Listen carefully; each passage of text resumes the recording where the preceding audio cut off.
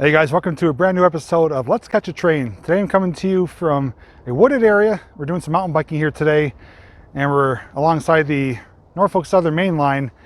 Check the schedule, and the 14R is headed our way. So I'm going to be filming it here on this main camera and a secondary camera off to the side. So come along with me as we catch a train.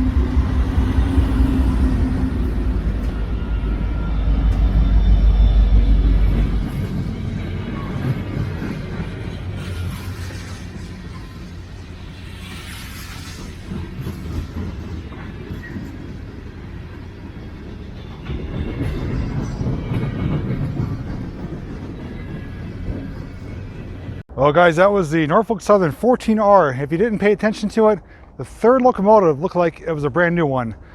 I'm going to do a little bit of digging on that, and maybe I'll be able to share some information earlier in the video. That was a nice catch, right timing, and a unique location. Not every day you get to see it here during the midline, right here in the middle of the woods. So if you enjoyed this episode of Let's Catch a Train, please give it a thumbs up. Check the description for the link for more train videos. And lastly, thank you so much for watching. Until next time, we'll see you in the next video.